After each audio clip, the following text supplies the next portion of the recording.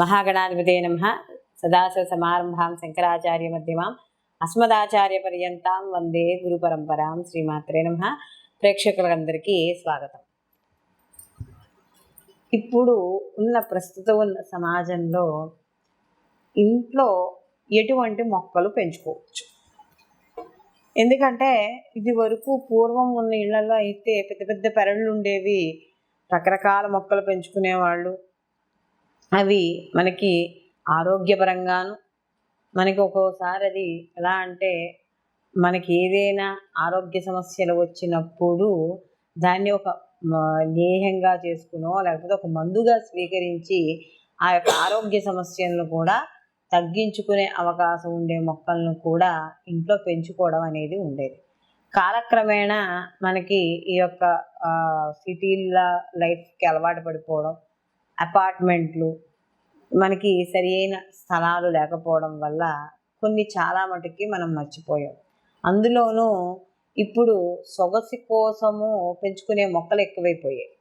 అదృష్టం కన్నా అదృష్టము, ఆరోగ్యము, అలాగే దైవత్వముతో కూడుకున్న మొక్కలు ఏవైతే ఉన్నాయో వాటి సంగతి పోయింది. అక్కర్లేని పిచ్చి మొక్కలన్నీ పెంచుకుంటున్నాం. ఏ మొక్కలైతే ఉండకూడదో అలాంటి మొక్కలన్నీ పెంచుకోవడం అనేది జరుగుతుంది. లేదా రకరకాల మొక్కలు ఎక్కడెక్కడి నుంచో వచ్చిన మొక్కల వల్ల ఈ మొక్కల వల్ల అదృష్టం వస్తుంది, ఆ మొక్కల వల్ల కలిసి వస్తుంది, లేకపోతే ఈ మొక్కను ఇంట్లో పెట్టుకుంటే తెల్లాసేరికి కోటీశ్వర్లు అయిపోతాం. ఇలా రకరకాలైన వాదనలు కనబడుతూ ఉంటుంది. అయితే అసలు సహజంగా మనకి ఇది ఇప్పుడు నేను చెప్పేది ఇప్పటి నుంచే కాదు, ఎప్పటి నుంచో ఉన్న మొక్కలు ఇవన్నీ కూడా మనకి. అంటే సహజంగా కొన్ని మొక్కలు ఇంట్లో అదృష్టాన్ని ప్రసాదిస్తాయి, శుభకార్యాలకు ఉపయోగపడతాయి, ఆరోగ్యానికి ఉపయోగపడుతుంది, అలాగే మన ఇంటి ఐశ్వర్యానికి కూడా ఉపయోగపడుతూ ఉండడం అనేది ఇక్కడ మనకి కనబడుతుంది. మరి అలాంటి మొక్కల్లో మనకి ముఖ్యమైన మొక్కలు ఏమిటి అని కానీ చూసుకున్నప్పుడు మొట్టమొదటిది తులసి. మనకి ఇంట్లో వీటిలో కూడా మనకి కృష్ణ తులసి అని, లక్ష్మీ తులసి అని, రామ తులసి అని, కర్పూరం తులసి అని, ఇలా ఏవో రకరకాల మనకి కనబడుతూ ఉంటాయి. అయితే ఎక్కువగా మన ఇళ్లలో వాడేది కృష్ణ తులసి, లక్ష్మీ తులసి. ఈ తులసిని మనం పూజ నిమిత్తమే వాడుతూమే కాకుండా, అంటే పూజ కొరకే కాకుండా ఆరోగ్యం గురించి కూడా మనం వాడుతూ ఉంటాం. ఇంట్లో చంటి పిల్లలు ఉంటారు, వాళ్ళకి ఏవైనా జలుబులు, దగ్గులు ఇలాంటివి వస్తూ ఉంటాయి. స్లాష్ కారకమైన అంటే కఫము ఇలాంటివి ఉంటాయి. ఇలాంటివి ఉన్నప్పుడు పూజ చెయ్యని మొక్కల్ని కొన్ని పెంచుతూ ఉంటాం మనం విత్తనాలు వేసి.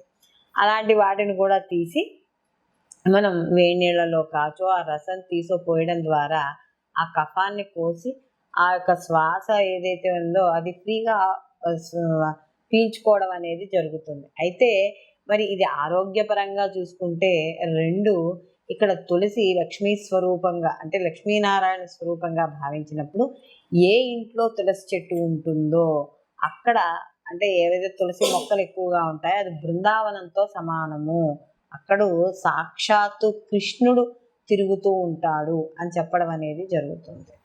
అయితే ఈ యొక్క మనకి పెద్దవాళ్ళు చెప్పడం కూడా, ఏ ఇంట్లో తులసి చెట్టు ఉండదో ఆ ఇల్లు శ్మశానంతో సమానంట.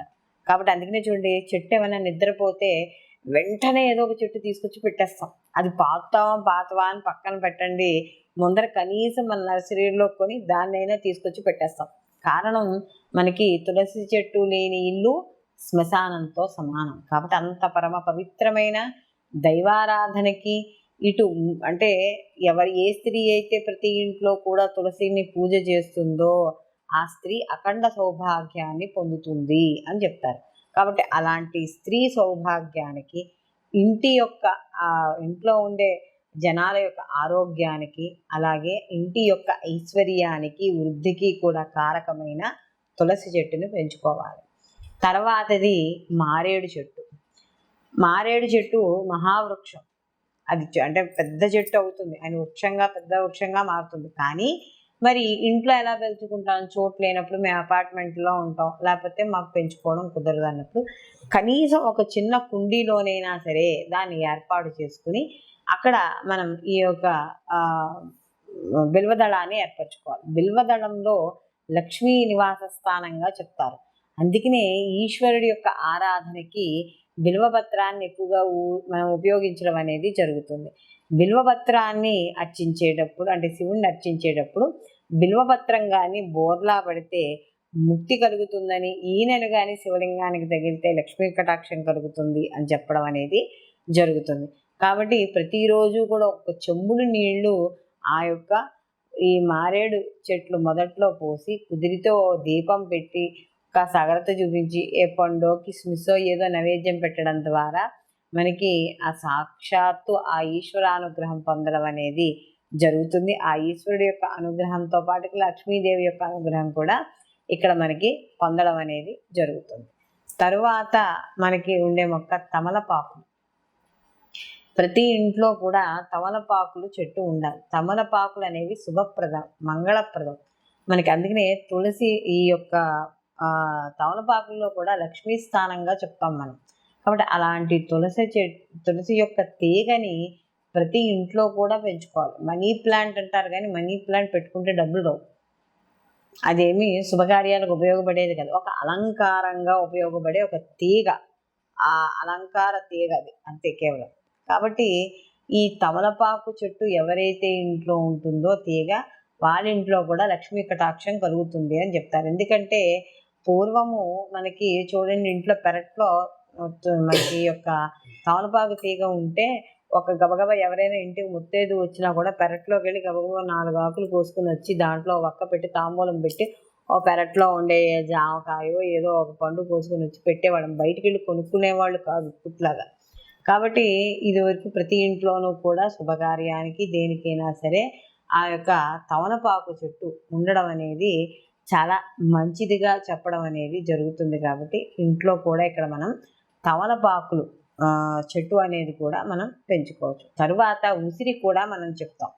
ఉసిరి మనకి చెప్పినప్పుడు లక్ష్మీ స్వరూపంగా చెప్తాం. అందుకనే చూడండి, శంకరాచార్యుల వారికి కూడా ఒక పేద మహిళ ఆవిడ ఒక ఎండిన ఉసిరికాయ ఇవ్వడంతోనే ఆవిడికి లక్ష్మీ కటాక్షం అనేది కలిగింది. అంటే కనకదారా స్తోత్రము అప్పుడు కదా వచ్చింది.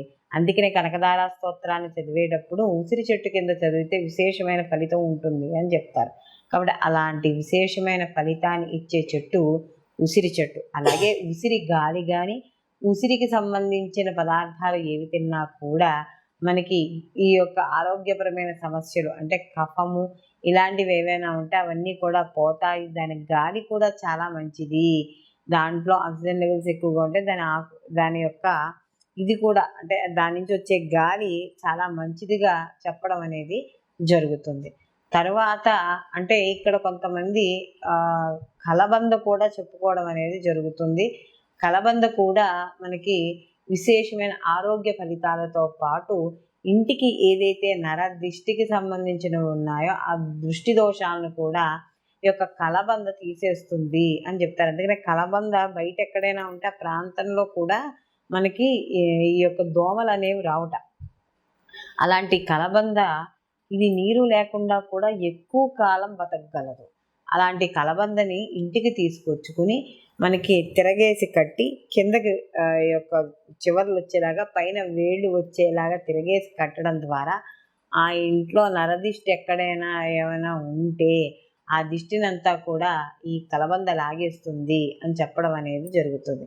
అలాగే ఇంకా ఇంట్లో మనం విడిగా పెంచుకునే సుగంధ పుష్పాలు అంటే ఈ సన్నజాజి, విరజాజి, మల్లె, చెంబేలి, మందార ఇలాంటి పూలు ఉంటాయి కదా, ఇలాంటివి కూడా పెంచుకోవడం ద్వారా ఆ ఇల్లు ఎప్పుడూ కూడా సువాసనాభరితంగా ఉంటుంది.